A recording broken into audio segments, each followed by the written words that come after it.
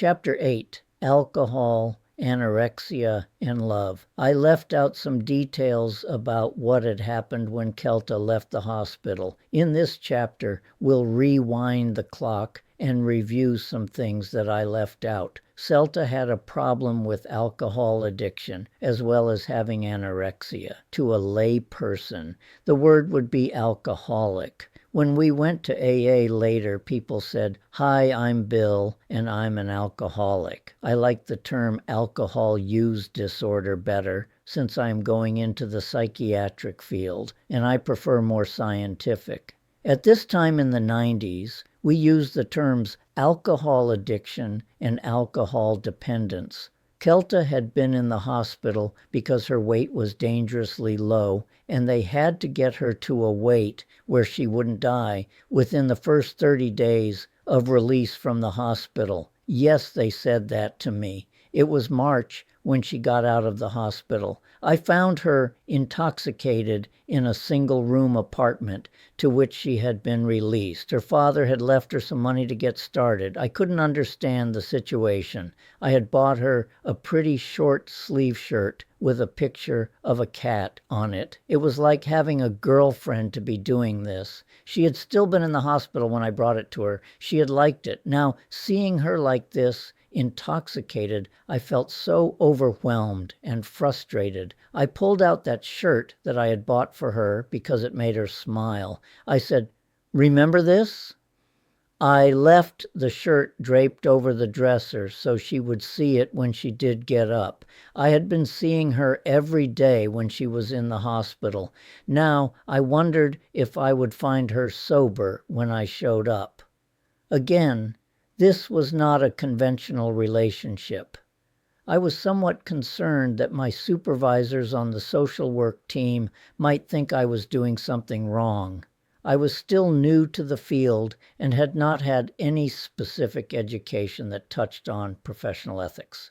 Later in my career journey, I would have avoided this probably. I had told Kelta early on that I was not meeting with her as part of the staff. I had always told her that we were friends. If someone had asked me, I would have explained this. It just had felt like an unusual way to develop a relationship, and indeed it had been. Plus, she smoked, and normally that would not be attractive at all to me. I hope you understand, dear reader, that I do not judge people based on external characteristics like physical attractiveness. Despite that, her very low weight did frighten me. She was 4'11" and weighed about 60 pounds. That is extreme anorexia. This meant that she was all skin and bones.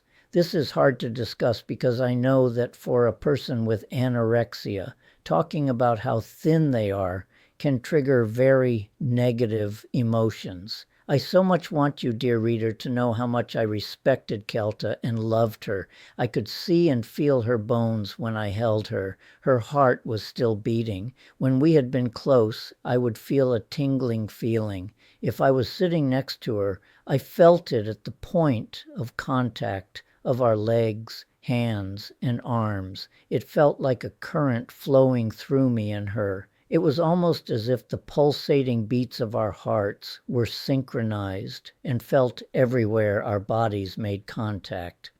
Now, I was so sad. I wanted her to be with me. I told her I would be back the next day. I had gone and bought some food from a Subway fast food restaurant. I thought I knew what she would like. When I came back, she seemed so bad. She was passed out. She said she had to leave the apartment because she couldn't pay the rent. I had no clarity of mind to problem solve the situation. I took her to the hospital, a regular hospital, not where she had been, because of her weight and condition. After she was put in a room, I left for a little while and headed home. I had to think of something. It seemed like she would be okay at the emergency room for a little while.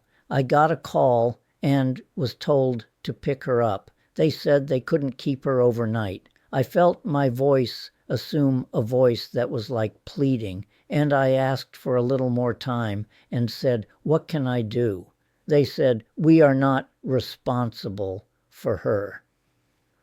I had been working on jobs, everything from being a busboy to a waiter. My parents made sure to add to my level of shame for not working as an engineer. It was reprehensible. I would have done anything to get a job that would pay me enough to not need them for anything. I hated my parents, and I would have done anything to escape. For anyone to believe that I was stubbornly choosing to not work as an engineer, that person surely must not be a rational person.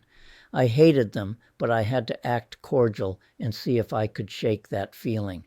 Yeah, I hate to say that, and I only mean to convey what I felt at the time, but I didn't tell out of respect and fear.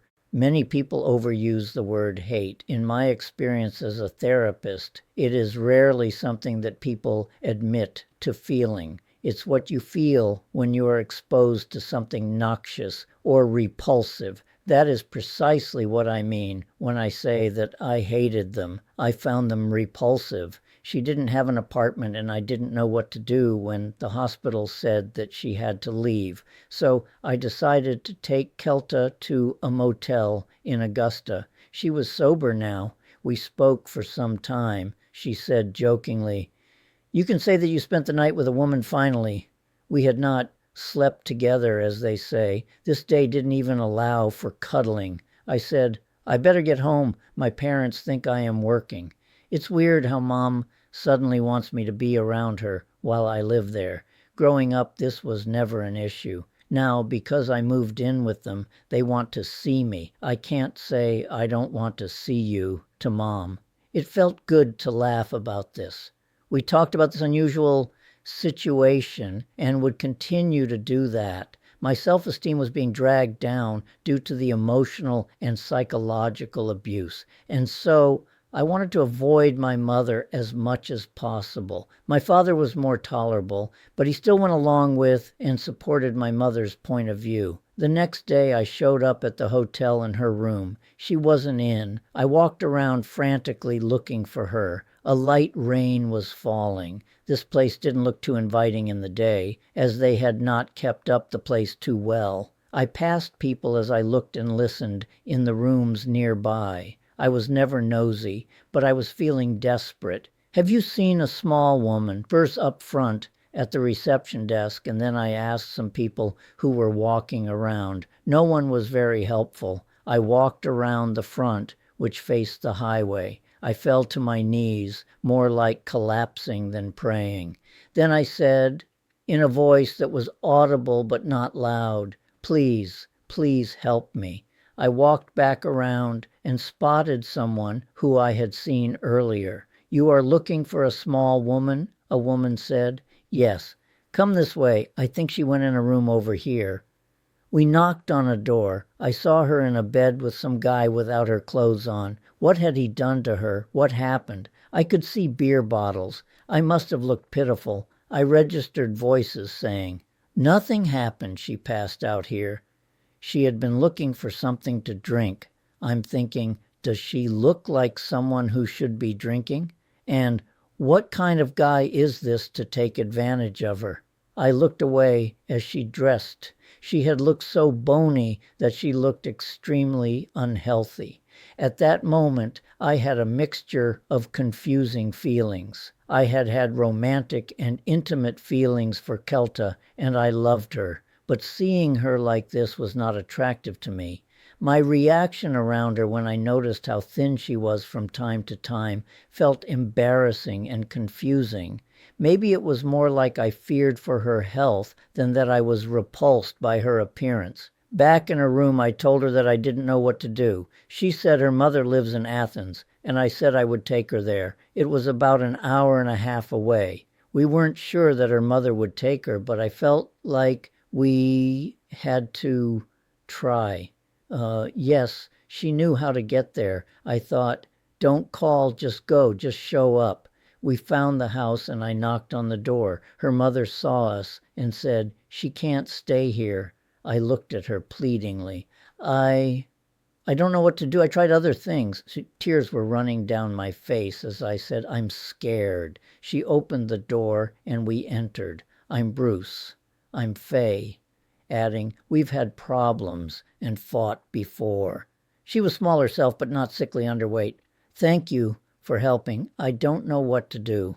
I said goodbye to Kelta and said I would be back to see her soon. Her father had come from out of state and rented an apartment for her. There was one more episode of Celta drinking before things settled into relatively normal life.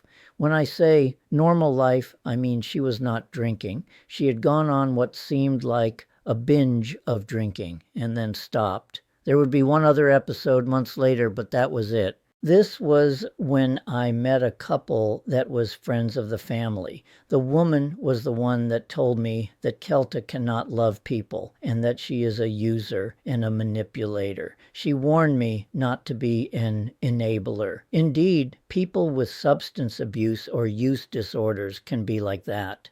They can act like sociopaths where they use people, lie, manipulate others, and might appear to act like they don't have morals. However, I am a bright person, and I am observant when it comes to the actions and intentions of others.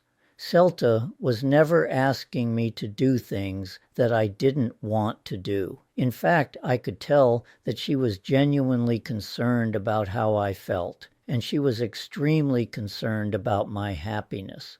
Things were about to become more normal shortly after Celta got settled into an apartment in Athens, Georgia. I'll pick up this story in the next chapter where the love story begins to take form and shape.